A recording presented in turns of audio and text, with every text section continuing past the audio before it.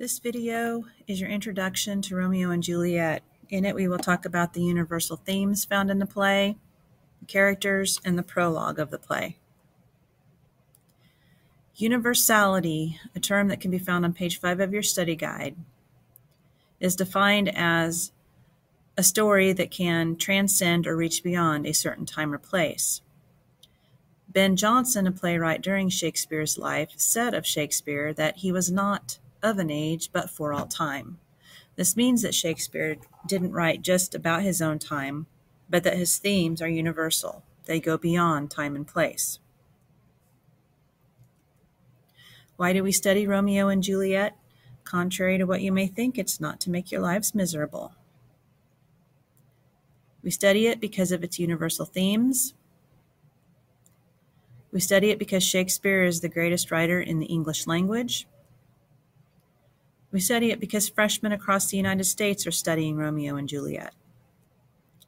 And finally, because it has everything a great story has. It has love and romance, sword fights, revenge, deception, adventure, and feuding families. Now we're going to look at the characters from the play.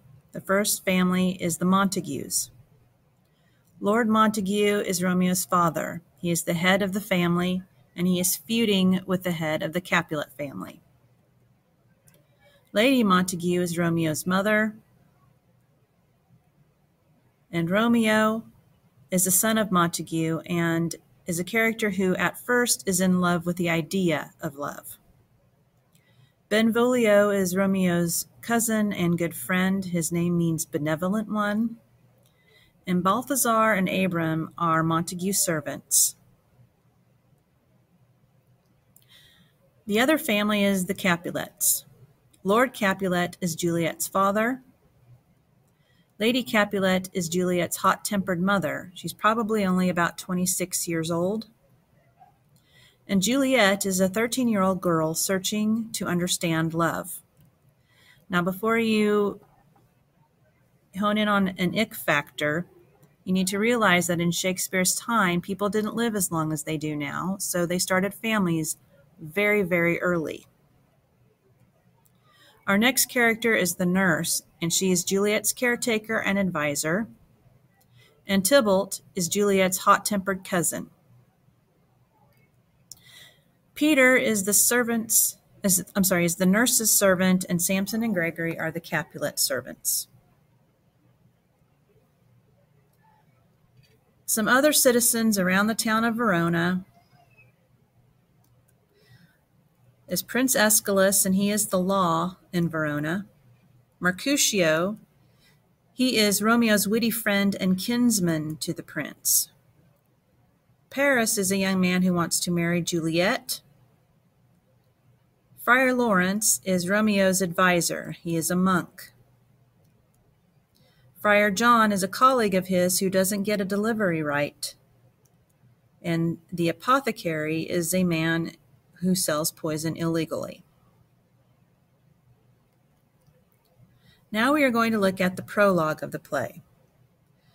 Written in the form of a Shakespearean sonnet, it is 14 lines with a rhyme scheme of A, B, A, B, C, D, C, D, E, F, E, F, G, G, using iambic pentameter. 2 households, both alike in dignity, in fair Verona, where we lay our scene. From ancient grudge break to new mutiny, where civil blood makes civil hands unclean. From forth the fatal loins of these 2 foes, a pair of star-crossed lovers take their life,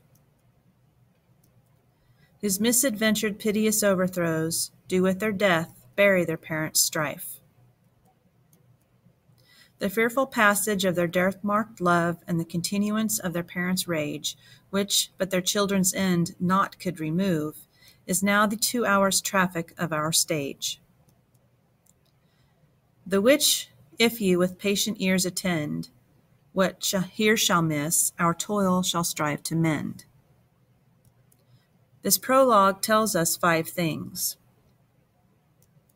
It tells us the setting of the play in fair Verona, the conflict of the play, from ancient grudge break to new mutiny, the plot of the play, a pair of star-crossed lovers take their lives, the ending of the play, death with their death bury their parents' strife, and it tells us the length of the play, the 2 hours traffic of our stage.